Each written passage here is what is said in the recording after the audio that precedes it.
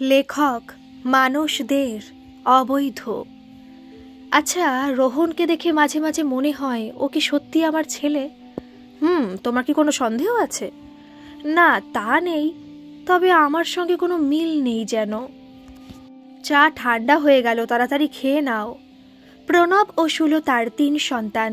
বড় ছেলে আদিত্য, একমাত্র মেয়ে তিস্তা ও ছোট ছেলে রোহন। ওদের বিয়ে তখন ৭-৮ বছর হবে হয়তো।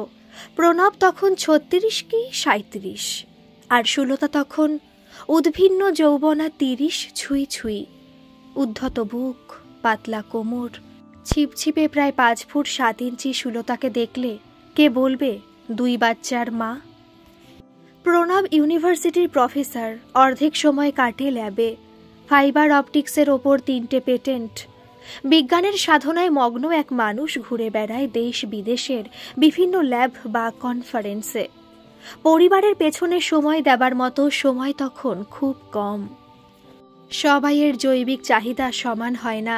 সুলতার যে বেশি ছিল তা মোটেও নয়, কিন্তু সেও এক রক্ত মাংসের মানবী। প্রণব যখন রাত্রিবেলায় নতুন পদার্থের সন্ধানে মত্ত, সুলতা তখন বিছানায় একা। মাঝে মাঝে শরীরে ভিসুভিয়াস মাথা চাড়া দিত। সেই আগ্নেয়গিরির মুখ থেকে লাভার উদ্গীরণ হলে ভিসুভিয়াস হয়তো ঘুমিয়ে পড়ত, কিন্তু সুলতার ভিসুভিয়াস যেন সবসময় ফুঁসতে থাকত। সে আগ্নেয়গিরি ভেতরের জ্বালাময়ী লাভা প্রণব কখনো টের পায়নি, বা বলা ভালো টের পাবার চেষ্টাও করেনি। আদিত্যর বয়স তখন বছর ৭, তিস্তার তখন ৫। প্রণব বলেছিল এক জরুরি কাজে ওর এক বন্ধু প্রশান্ত আসবে ২ দিনের জন্য। প্রশান্ত ছিল প্রণবের ঠিক উল্টো, উচ্ছল, প্রাণবন্ত, কথা বলতে খুব ভালোবাসত। বাড়িতে এসে যেন একদিনের মধ্যে কত চেনা হয়ে গেছিল সবার। আদিত্য, তিস্তা সেদিন স্কুলে, প্রণব বাজারে গেছিল। প্রশান্ত কিচেনে এসে নিজেই ব্রেকফাস্ট বানাচ্ছিল। ওকে কিচেনে দেখে সুলতা তাড়াতাড়ি নেমে এসে বলে, আপনি যান, আমি করে দিচ্ছি। প্রশান্ত বলেছিল, আমি না হয় আজ সবার জন্য বানালাম, আপনি বরং বিশ্রাম নিন। ওর হাত থেকে সসপ্যানটা নিতে গিয়ে প্রশান্তের হাতটা চেপে ধরে সুলতা। হঠাৎ করে প্রশান্ত সুলতাকে জড়িয়ে ধরে। প্রথমে সুলতা ছাড়িয়ে নিতে চাইলেও ধীরে ধীরে আত্মসমর্পণ করে। অভিউলেশন পিরিয়ড চলছিল ওই সময়, আর সেই দিনই কনসিভ করেছিল রোহনকে। তারপর থেকে ভেতর থেকে একটা পা বোধে জ্বলতে থাকে সুলতা। হঠাৎ করে ভিসুভিয়াস থেকে যেন এক মৃত আগ্নেয়গিরিতে পরিণত হয়।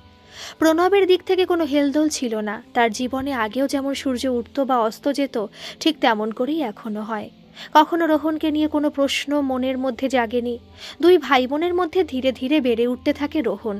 আদিত্য আর তিস্তার থেকে এক বিপরীতধর্মী চরিত্রও আস্তে আস্তে মাথা তুলে দাঁড়ায়।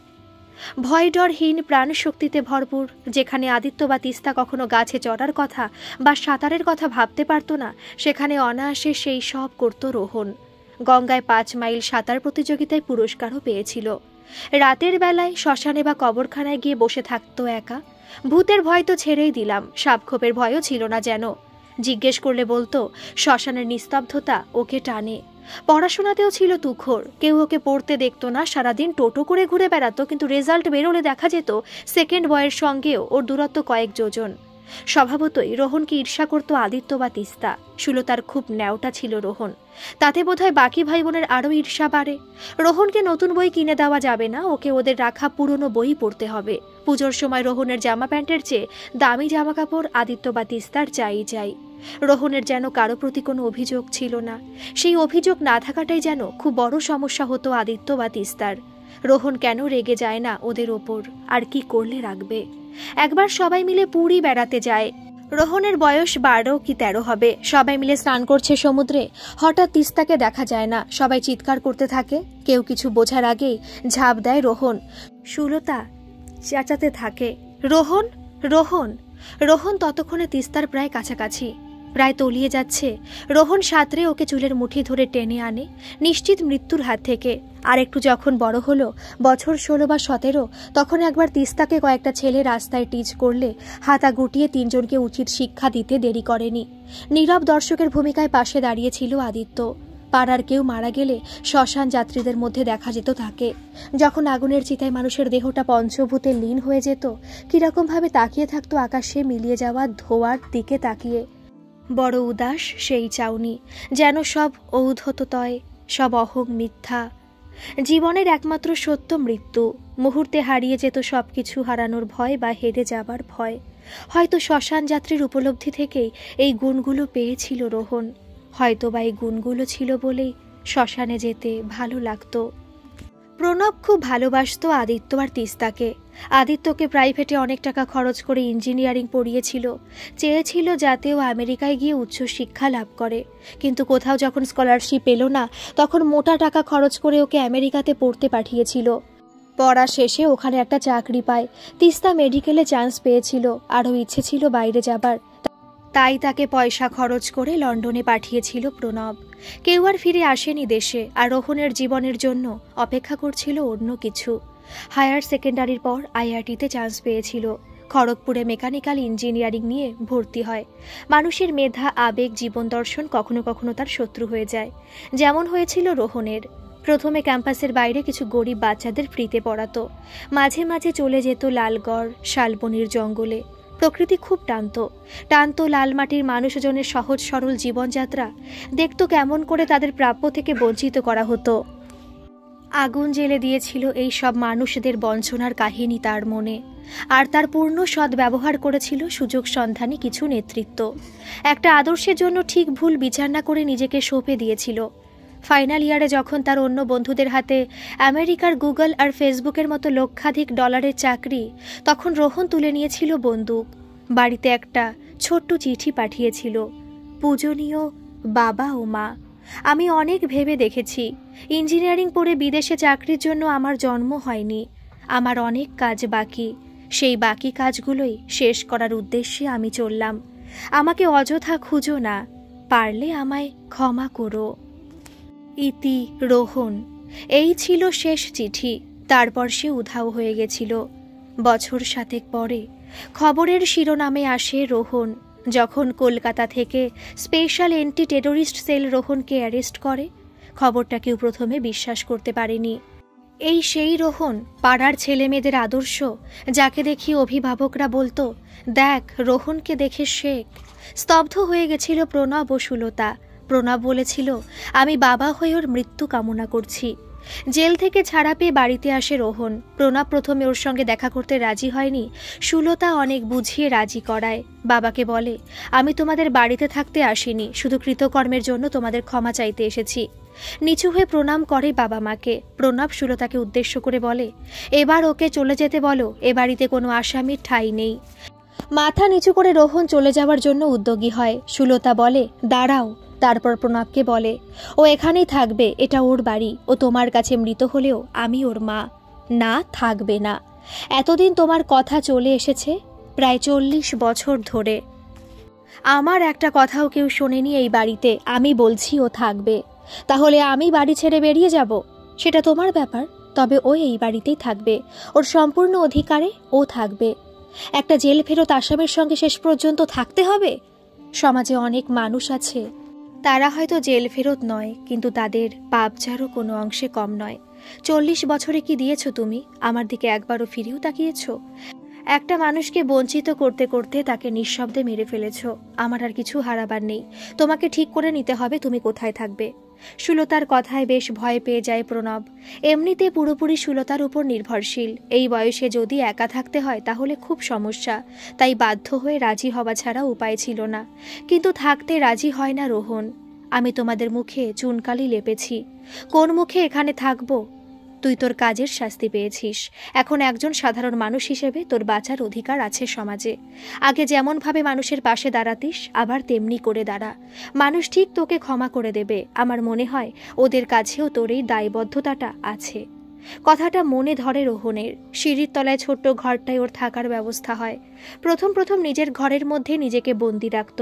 কিছুদিন সময় লাগে বাইরের লোকজনের মুখোমুখি হতে। প্রায় বছর 15 পর আবার প্রকাশ্য দিবালোকে বাড়ির বাইরে পা রাখে রোহন। কত কিছু চেঞ্জ হয়ে গেছে এই 15 বছরে। সামনের যে পুকুরটা ছিল তা বুঝিয়ে ফ্ল্যাট হয়ে গেছে। একসময় কতই না সাঁতার কেটেছে সেখানে, কত অচেনা মুখ। চেনা মুখগুলো যেন অচেনা বয়সের ভারে। যারা চিনতে পারে রোহনকে তারা মুখ ঘুরিয়ে চলে যায়। কয়েক মাস যাবার পর তারাই রোহানকে অ্যাকসেপ্ট করতে শুরু করে। ধীরে ধীরে এক দুটো করে টিউশন পড়ানো শুরু করে। আগাগোড়া মেধাবী রোহন ছাত্রদের কাছে নিজের জাত চিনিয়েছিল খুব কম সময়ে। প্রচুর গরিব ছেলেকে বিনা পয়সাতেই পড়াতো, উপার্জনও ভালোই করত। এদিকে আদিত্য বিয়ে করে আমেরিকাতে, আর তিস্তা বিয়ে করে লন্ডনে সেটেল হয়ে যায়। রোহন বিয়ে নিয়ে কখনোই কোনো আগ্রহ দেখায়নি। সুলতা বিয়ের কথা বললেই এড়িয়ে যেত। আস্তে আস্তে প্রণবের সঙ্গে সম্পর্ক ঠিক হতে থাকে। বাজার করা থেকে ব্যাংক, পোস্ট অফিসের সমস্ত কাজ প্রণবের পরিবর্তে রোহনই করত। ধীরে ধীরে প্রণব আর সুলতার এক বড় ভরসার জায়গা হয়ে উঠেছিল সে। এদিকে তিস্তা আর আদিত্য সপ্তাহে একবার ফোন করে তাদের কর্তব্য পালন করত। প্রায় 10 বছর হলো রিটায়ার্ড হয়েছে প্রণব। বয়স প্রায় 70, সুগার আর প্রেশারের রোগী। হঠাৎ করে স্ট্রোক হয়ে পুরো শয্যাশায়ী হয়ে পড়ে। সুলতা রোহনী প্রণবের সেবা করে। প্রতিদিন ঘুমোতে যাবার আগে নিয়ম করে বাবার মাথার কাছে বসে মাথায় হাত বুলিয়ে দিত। প্রণব বুঝতে পেরেছিল আর বেশি দিন নয়, যাবার সময় আসন্ন। একদিন সুলতা ও রোহনকে কাছে বসিয়ে বলেছিল, রোহন, তুই বাবা আমায় ক্ষমা করে দে। একদিন তোর মৃত্যু কামনা আমি করেছিলাম। এই বাড়িতে তোকে থাকতেও দিতে চাইনি। আমি আজ খুব লজ্জিত। আমার একটা শেষ ইচ্ছে তোদেরকে বলে যেতে চাই। আমার মৃত্যুর পর মুখাগ্নির অধিকার আমি তোকে দিয়ে গেলাম রোহন। রোহন বলে, বাবা অমন কথা বলতে নেই, তুমি অনেক দিন বাঁচবে। বৃদ্ধ প্রণবের শীর্ণ হাত হাতড়ে রোহনের হাতকে খোঁজার চেষ্টা করে। রোহন 2 হাত দিয়ে প্রণবের হাতটা ধরে নিজের বুকের কাছে রাখে। কয়েকদিন বাদে মৃত্যু হয় প্রণবের। বাবার মৃত্যু সংবাদ পেয়ে আদিত্য তিস্তা দেশে আসে পরের দিনই। আসার আগেই বলা হয় দেহ যেন দাহ করা না হয়। সেই মতো দেহকে সংরক্ষণ করে রাখা হয়। এসে কান্নায় ভেঙে পড়ে আদিত্য ও তিস্তা। বাবা কত ভালোবাসত ওদের, আজ যেন সবকিছু হারিয়ে গেল। প্রাথমিক ধাক্কা কাটানোর পর দেহ ফুল ও মালায় সাজানো হয়। শ্মশানে নিয়ে যাবার আগে সুলতা বলে, মুখাগ্নি করবে রোহন। কেন? ও তো ছোট। মুখাগ্নির অধিকার তো আমার, মা। আমি তো সবার বড়। অধিকার দেখাস না। রোহনের মুখাগ্নির অধিকার অবৈধ। কে বলল অবৈধ? অধিকার অর্জন করতে হয়। তাছাড়া তোর বাবার শেষ ইচ্ছেও তাই ছিল। একটু যেন দমে যায় আদিত্য, তার সঙ্গে তিস্তাও। বাবার শেষকৃত্যের অধিকার এভাবে নাকের ডগা দিয়ে আরেকজন ছিনিয়ে নিয়ে চলে যাবে। মায়ের কথাগুলো গায়ে চাবুকের মতো লাগছিল যেন। মনে মনে রোহনকে নিয়ে ভাবে, ঠিক আছে, সান্ত্বনা পুরস্কার নিয়েই না হয় খুশি থাক। ও একটা বেকার, আমাদের দেখ জীবনে কতটা সফল আমরা। তুই কোথায় আর আমি কোথায়? সব কাজ শেষ হলে সবাই চলে যায়। একদিন রাতের বেলায় সুলতা একটা চিঠি লিখে রোহনের খাটের ওপর রেখে ওপরে চলে যায়। তাতে আগাগোড়া সবকিছু লেখা ছিল। লেখা ছিল প্রণব তার আসল বাবা নয়, এক মুহূর্তে দুর্বলতার ফলস্বরূপ তার জন্ম। এই সত্যিটা আজ প্রায় 38 বছর নিজের বুকে চেপে বেরিয়েছে সুলতা। নিজের মুখে বলার মতো সাহস তার নেই বলেই সবকিছু লিখে জানিয়েছে। পারলে যেন রোহন তাকে ক্ষমা করে। রাতের বেলায় সুলতা আজ ঘুমায়নি। নিচে যাবার মতো অবস্থায় আজকে নেই। জানে না কি করে রোহনকে ফেস করবে কালকে। ওকে যে বলতেই হতো। ভোর 4টেয় সিঁড়িটা রেলিং ধরে কোনো রকমে টলতে টলতে নিচে রোহনের রুমের কাছে এসে দাঁড়ায়। এ কি, রোহন কোথায় গেল? বাইরে থেকে ঘর লাগানো। এদিক ওদিক দেখে সুলতা, কোথাও নেই। তবে কি ওকে ছেড়ে চলে গেল? সিঁড়ির রেলিংটা ধরে আস্তে আস্তে একটা ধাপে বসে পড়ে সুলতা, দুহাতের মধ্যে মুখ ঢেকে। পূব আকাশ আস্তে আস্তে ফাঁকা হয়ে আসছে। বাইরে খট করে একটা শব্দ। দরজা খুলে রোহন ভেতরে এসে সুলতাকে ওইভাবে বসে থাকতে দেখে বলে, মা, কি হলো? তুমি এখানে? তুই কোথায় গেছিলি রাতে? শ্মশানে। কেন? ভেতর থেকে অনুভব করার চেষ্টা করছিলাম যে সত্যিটাকে একদিন সত্যি বলে জেনেছি, সেটা যদি সত্যি না হয়। আজ অনুভব করলাম ভেতরের অনুভূতিটাও একটা সত্যি, নেহাত একটা ঘটনা। সেটা যতই সত্যি হোক, সেই অনুভূতিটাকে সবসময় মিথ্যা করে দিতে পারে না। চিঠিটা বাবার চিতা যেখানে জ্বলেছিল সেখানেই জ্বালিয়ে দিলাম। তুমি বোধহয় সারা রাত ঘুমোওনি। চলো ওপরে চলো। এই বলে মাকে জড়িয়ে ধরে উপরে নিয়ে যেতে গেলে রোহনকে জড়িয়ে কান্নায় ভেঙে পড়ে সুলতা। গল্পটি কেমন লাগলো অবশ্যই কিন্তু কমেন্ট করে জানাবেন। আর ভালো লাগলে প্লিজ একটা সাবস্ক্রাইব করে আমার পাশে থাকবেন। ধন্যবাদ।